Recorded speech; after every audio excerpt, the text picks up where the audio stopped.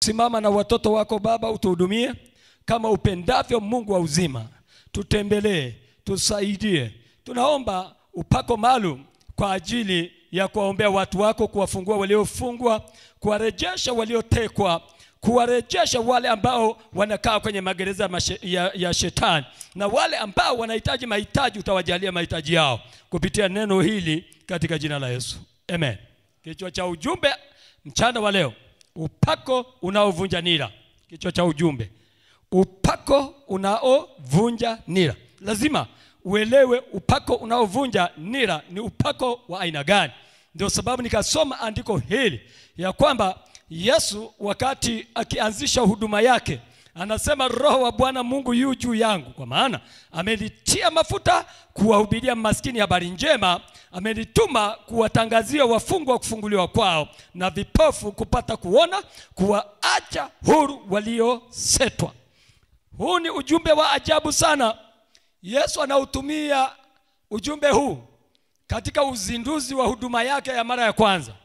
Akiwa amefunga siku 40 ametoka mlimani, akaenda sinagogini kule Nazareti, na akapewa kitabu, akapewa gombo la chuo. Na alipopewa gombo la chuo, akatafuta mahali palipoandikwa Roho wa Bwana Mungu yu juu yangu, Isaya 61. Akanukuu.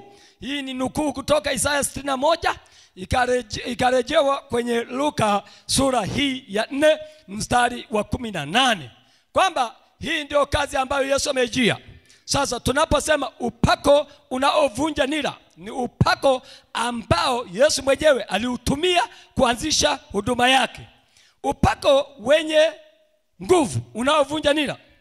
Hii huonyesha ni huduma yenye upako, ni huduma inayofanywa kwa nguvu za Roho Mtakatifu, na ndio hitaji kuu la Mungu na wanadamu kwa wakati huu. Hili ni hitaji kubwa na kuu la Mungu kwa wakati huu, kwamba kunahitajika upako, kunahitajika huduma ifanyike kwa nguvu za Roho Mtakatifu. Dunia ya leo ndicho kinachotakiwa. Leo huwezi ukasema kwamba unaweza ukasababisha ufunguliwaji kwa watu kupitia dini ulionayo, kupitia dhehebu ulionayo, kupitia kanisa unalolisali. Unaweza ukasababisha kufunguliwa kwa watu kupitia upako unaovunja nira.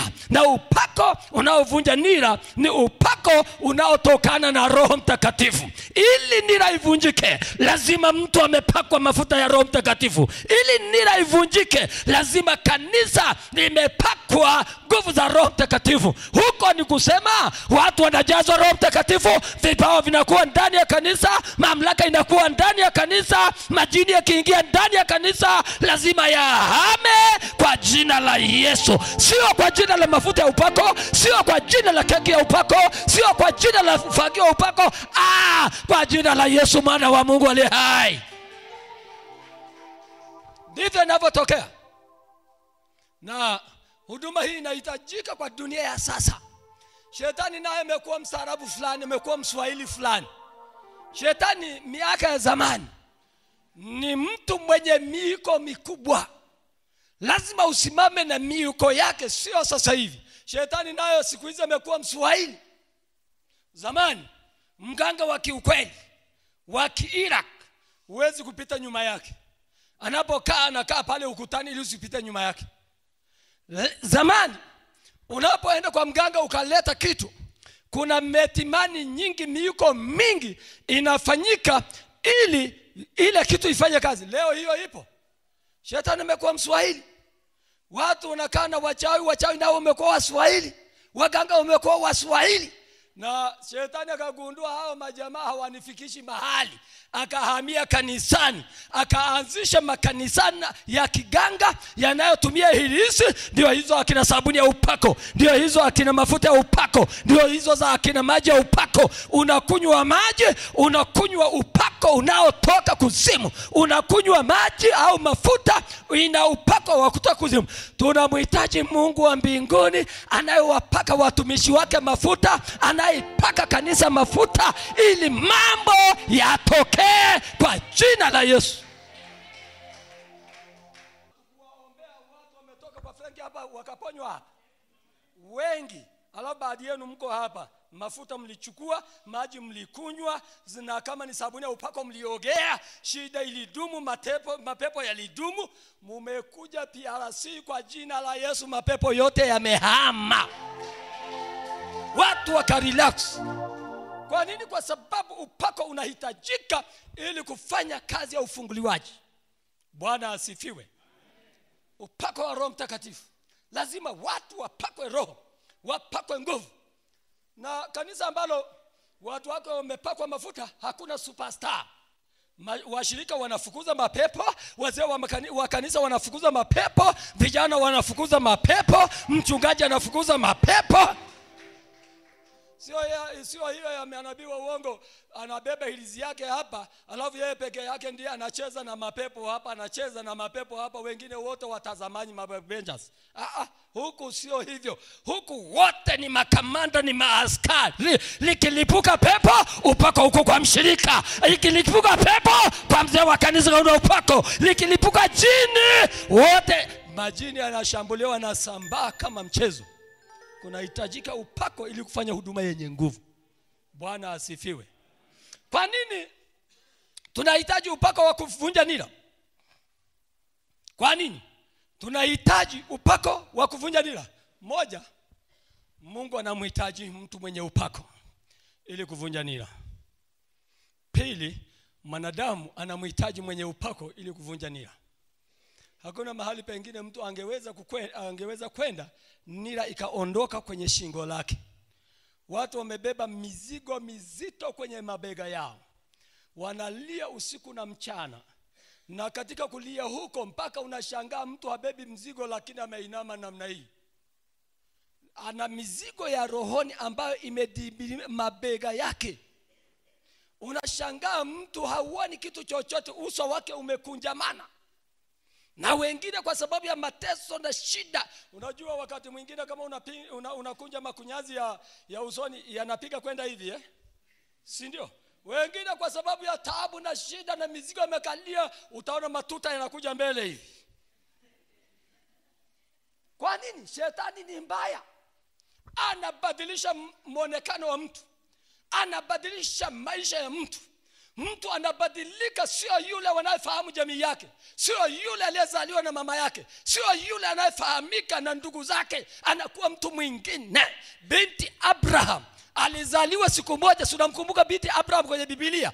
Alizaliwa siku moja akiwa mtu aliyenyooka, anafanya kazi zake, anafanya kila kitu, anawapikia watoto wake, analima shambani, anafanya usafi nyumbani kwake. Lakini siku moja pepo mchafu moja tu, pepo wa kupindamana, akabadilisha historia ya maisha yake. Akaitwa mama mwenye kupindamana, binti Abraham mwenye kupindamana. Lakini mwanzoni hakuwa hivyo. Hakuwa na mahali pa kwenda. Akwenda kwa makuhani, hawakuweza kufanya chochote. Alikwenda kwa hekaluni, hawakuweza kufanya chochote. Siku moja binti Abraham, Yesu ameingia kwenye hekalu, akamkuta huko amepindamana, ameinama. Yesu akamwona akiwa katikati. Huruma ya Yesu ikawaka ndani yake. Alipomwona binti Abraham, akamwita, akamwambia njoo mama, akamgusa kwa mkono wake, kupindamana kukaisha. Binti Abraham akajiangalia, amesimama vizuri kwa sababu ya huruma ya Yesu. Yesu ana huruma kwako. Mzigo unaobeba, machozi yake anatoka, anataka abadilishe historia ya maisha yako, aondoe mateso katika maisha yako. Hallelujah, hallelujah. Binti Abraham akasimama, akajiangalia, amekaa vizuri. Lakini shangaa, wakati binti Abraham anafurahia uponyaji wake, wazee wa kanisa na makuhani wamekuja. Wazee wale wanafuga ndevu mpaka inafika hapa, lakini wakakasirika na mtu mwenye ndevu iliyokaa vizuri mpaka hivi, akikasirika ndevu inacheza cheza. Wakaja, unafanya mambo haya kwa mamlaka ya nani? Ni halali kuponya siku ya Sabato? Njoni siku 6 za kuponywa mkaponya. Wewe unatunza Sabato, mwenzako anakufa. Anajua Sabato inamsaidia nini wakati anateseka? Yesu akawajia akasema, jamani, ninyi hamuwatoi ng'ombe zenu siku ya Sabato? akidumbukia shimoni hamuopoi. Hivi singekuwa ni busara na ingekuwa ni furaha binti Abraham, mzaliwa wa Abraham, mtoto wa rafiki wa Mungu, mtoto wa mtu wa Mungu akiponywa? Sio furaha siku ya Sabato? Yesu anataka akuponya, anataka abadilishe kila historia ya maisha yako. Anataka ashuke kwa namna isiyo ya kawaida katika maisha yako. Lakini unahitajika upako wa kuvunja nira. Lazima uwepo upako wa kuvunja nira. Kwa nini tunahitaji upako wa kuvunja nira? Sababu ya pili, kwa sababu tuko vitani. Kila mtu yuko vitani. Kila Mtanzania yuko vitani. Kila Mwamerika yuko vitani. Kila Mwasia yuko vitani. Kila kabila liko vitani. Tunaye adui moja, adui mwenye nguvu anaitwa Shetani. Ndiye aliyebadilisha historia ya maisha ya watu, akawafanya watu walioumbwa kwa sura ya Mungu na kwa mfano wa Mungu wamfananie Shetani. Wana tabia za mashetani, wana tabia za mapepo, kwa sababu ni adui mwenye nguvu. Ili kupambana na adui mwenye nguvu, lazima uwe na kitu cha zaidi, na hicho kitu cha zaidi ambacho unatakiwa ni upako wa kuvunja ile nguvu yake, ile nguvu ya adui, ile nguvu ya adui, ile nguvu ya Shetani. Na hicho kitu cha ziada ni ujazo wa Roho Mtakatifu, ni upako wa Roho Mtakatifu. Haleluya, haleluya. Kunahitajika kitu cha ziada. Kunahitajika kitu cha ziada. Kunahitajika kitu cha ziada. Kunahitajika kitu cha ziada. Pata kitu cha ziada. Pata kitu cha ziada. Kitu cha ziada. Upako kutoka kwa Roho Mtakatifu. Kinahitajika upako. Watu wanacheza. Unaingia kanisani unatoka kama ulivyokuja. Umeingia ukiwa mgonjwa, unatoka ukiwa mgonjwa. Unaingia umefungwa, unatoka na vifungo. Unaondoka una pingu mikononi, alafu unatoka na pingu mikononi. Hapana! Tumekataa! Tumekataa! Lazima pingu zote zifunguke. Lazima magonjwa yote yaondoke. Haleluya, haleluya. Tunahitaji upako wa kuvunja nira, maana tuna adui mwenye nguvu. Shetani sio mtu wa mchezo. Shetani kama huna Yesu, anaweza kubadilisha mguu wako, badala ya kutembea kisigino kiangalia nyuma kinaangalia mbele. Shetani sio mtu wa mchezo. Anaweza kubadilisha historia maisha yako kama ya binti Abraham. Sasa kwa sababu ni adui mwenye nguvu. Sasa adui mwenye nguvu wa namna hiyo huwezi pambana naye, hata kama wewe ni Goliati. Hata kama una nguvu za Goliati huwezi. Lazima uwe na nguvu ya Samson, uwe na nguvu ya Daudi, ya kukata majito, ya kuvunja majito, ya kuangamiza majito, ya kuangamiza dubu, ya kuangamiza kila aina ya simba katika maisha yako. Lazima uwe naye upako. Tuko vitani. Wewe unafanya biashara, mwenzako analala kuzimu kwa ajili yako. Wewe unasomesha watoto, kuna mtu anahangaika na familia yako, hawataki watoto wako waende shule, na Shetani anawaunga mkono. Na wakati wote majina ya familia yako iko juu ya meza, Shetani anajadiliwa. Kuna wengine hata kabila Yesu kwa asili Mungu amemuumbia mtu kinga fulani. Hata kama huna Yesu, unashangaa wanakaa kwenye meza wanajadili jina, wanasema huyu nyota yake ni kali sana. Kunahitajika muda kupambana naye. Lakini yule mwenye nyota kali ambao huna Yesu, lakini Shetani anapambana na wewe, bado una survive. Huyo mtu akiwa kwa Yesu huyu ni jini, hakuna mtu akumsogelea. Sasa shida, watu wanajipambania wenyewe. Tuna adui mwenye nguvu.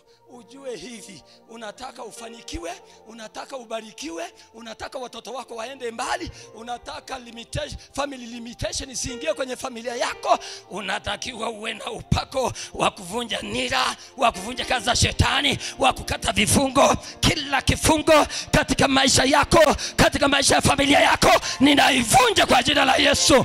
Isifanye kazi, na ninakutabiria mafanikio. Uwe mtu mkuu kwa jina la Yesu. Bwana ainue familia yako. Bwana ainue kazi yako.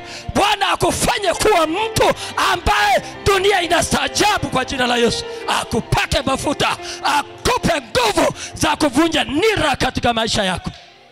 Haleluya. Huyu adui tunayepambana naye sio mchezo. Unahitaji kuwa na nguvu.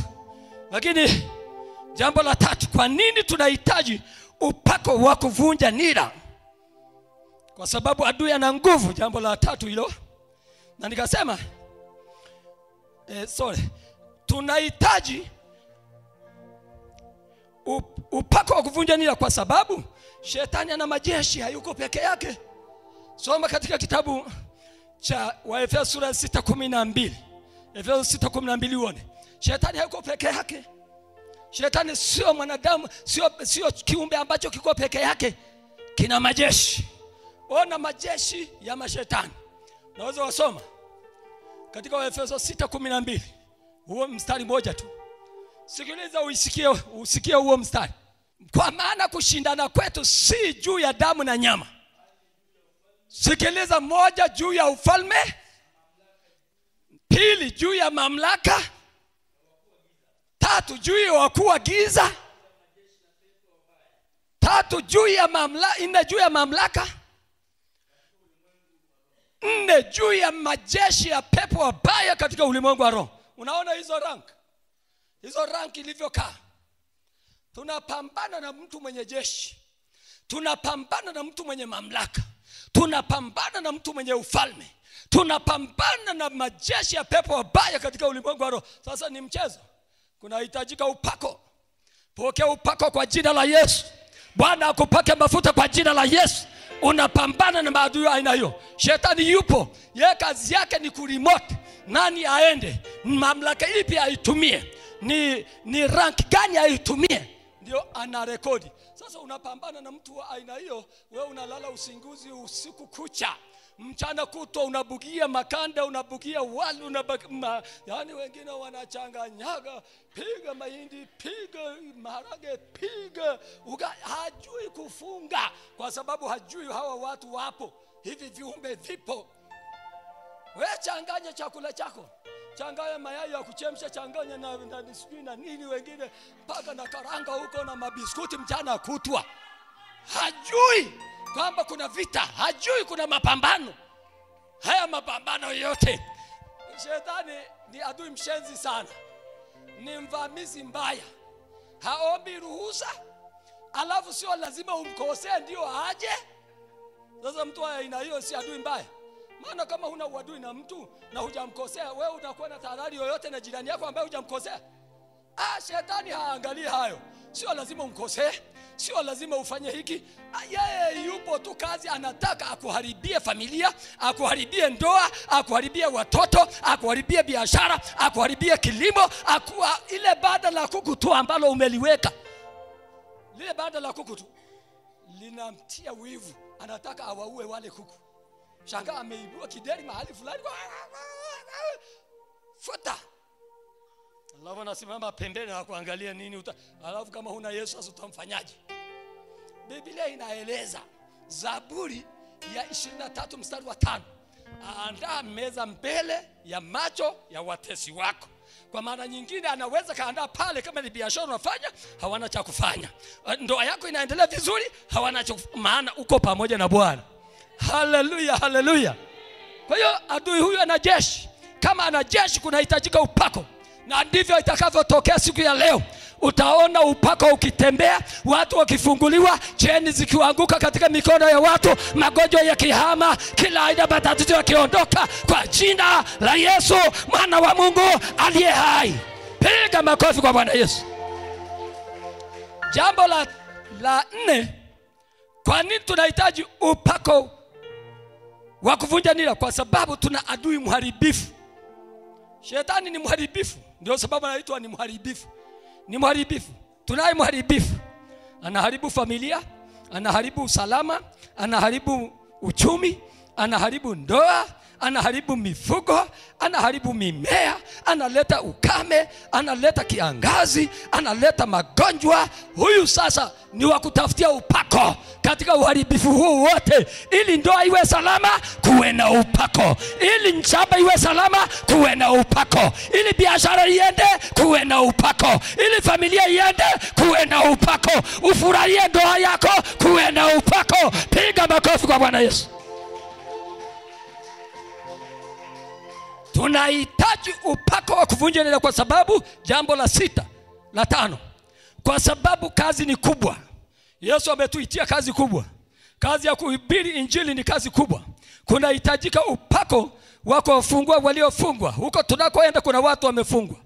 Kwa hiyo kwa sababu ya kazi kubwa, tunahitaji upako wa kuvunja nira. Haleluya, haleluya.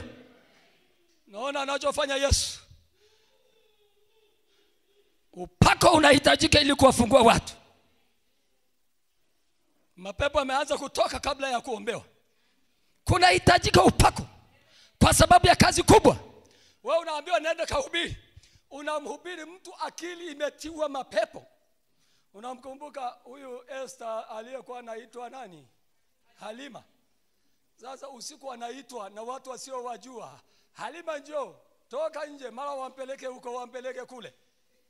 Kuna mambo hajawashuhudia, akiwashuhudia utaokoka hata kama hujaokoka sawa sawa, maana kuna wengine wanakuja kanisani hawajaokoka sawa sawa. Leo amekuwa Esther, haitwi tena. Kunahitajika upako kwa sababu ya kazi kubwa. Mungu anakutuma kwa watu ambao wana vifungo vya kila aina, na wengine wamefungwa kwa ndani.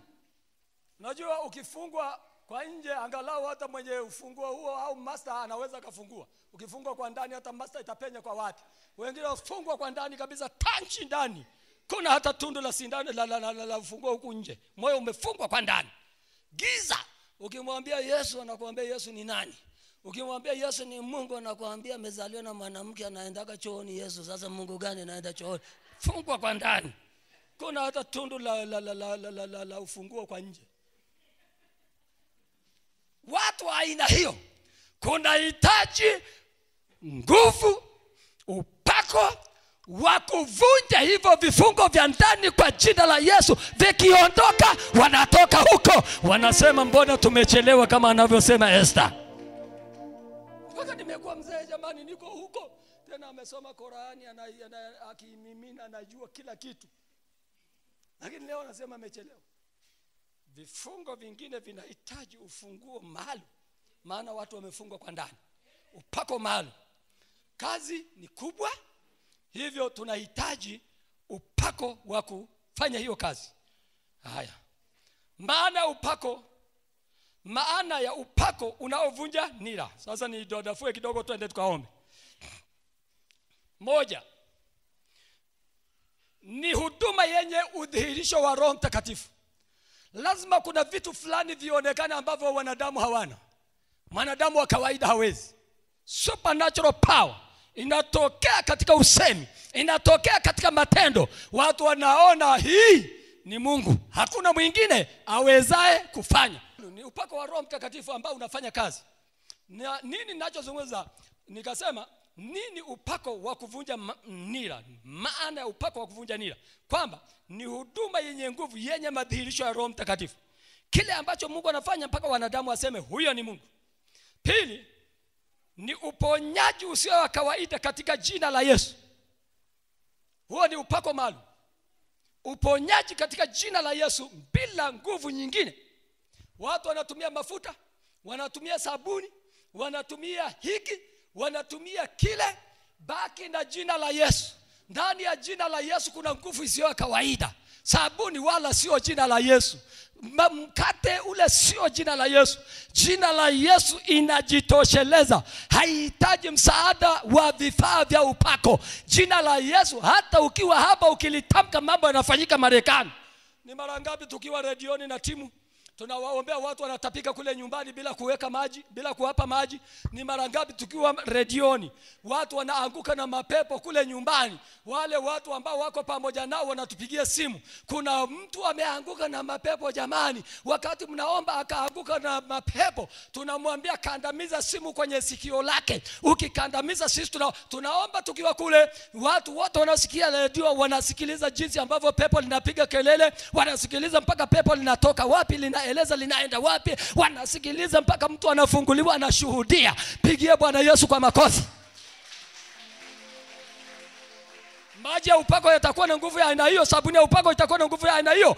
Nguvu ya Yesu inafanya kazi kwa kupitia pipeline prayer, na pipeline prayer ambayo wewe huilengi, lenyewe linajua iende wapi. Haleluya.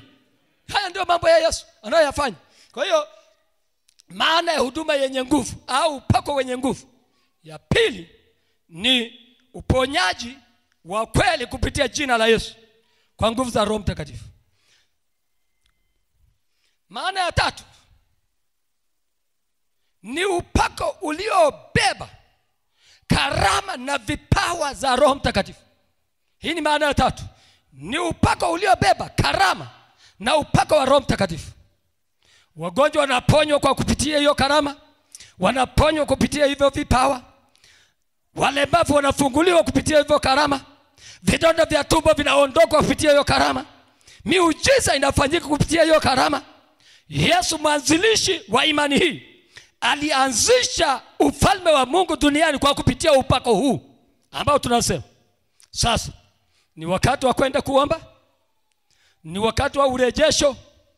Mungu anaenda kurejesha afya yako, na mimi nikutabiria kwa jina la Yesu, baada maombi haya utakutana na baraka za Mungu. Baada maombi haya maisha yako yatafunguliwa. Baada maisha haya utakuwa na safari zenye mafanikio. Baada maombi haya Yesu atatembea kwenye viunga vya nyumba yako, ataondoa kila aina ya laana, kila aina ya vifungo katika familia yako. Simama kwa miguu yako. Damu ya Yesu itendayo mema, damu ya Yesu inenayo mema katika maisha yako mahali hapa. Tunaenda kuomba kwa pamoja. Kila mtu apaze sauti yake kwa mfalme aishie, kwa mfalme mwenye nguvu atoae upako. Na nakueleza ya kwamba uombe ili kutafuta upako. Saa ya maombi kila mtu awe na upako. Saa ya maombi kila mtu nguvu za Mungu itembee.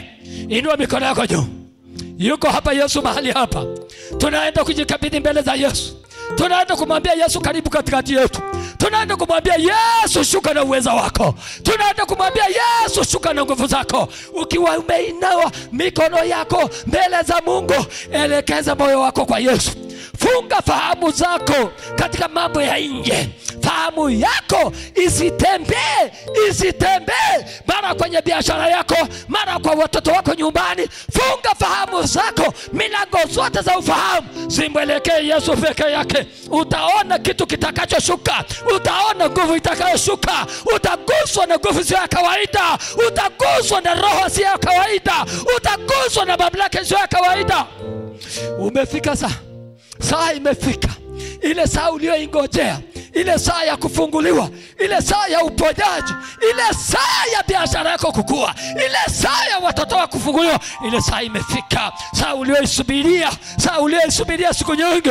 Ukiwa umeinua mikono yako juu, twende mbele za Bwana. Kila mtu amimine moyo wake mbele za Bwana. Mwambie Bwana unisaidie. Mwambie Bwana unisaidie. Mwambie Bwana unisaidie. Baba, katika jina la Yesu, watoto wako tunakuja mbele zako. Tunaomba neema yako Baba. Tunaomba mkono wako Baba. Tunaomba nguvu zako Baba. Shuka katikati yetu, ukatembee Bwana Yesu. Kutana na baba yule, kutana na mama yule, kutana na vijana wale, vijana wa kiume na wa kike, kutana na watoto wale kwa damu ya Yesu Kristo. Tembea katikati yetu Baba. Utusaidie Mungu wa mbinguni. Jiache mbele za Bwana. Omba, tafuta, bisha. Omba, tafuta, bisha mbele ya kiti cha enzi, mbele ya kiti cha mfalme, mbele ya kiti cha mfalme. Wewe ni mtoto wa mfalme. hauzuiliwi. Nenda ikulu ya mbinguni, nenda ikulu ya mbinguni ukutane na mfalme wako. Baba, katika jina la Yesu, rabashanda rabababababa resta rabababababa gabara basakara balabashanda rabako resta rabasinta tatatalo rababababasakara balabashanda rabako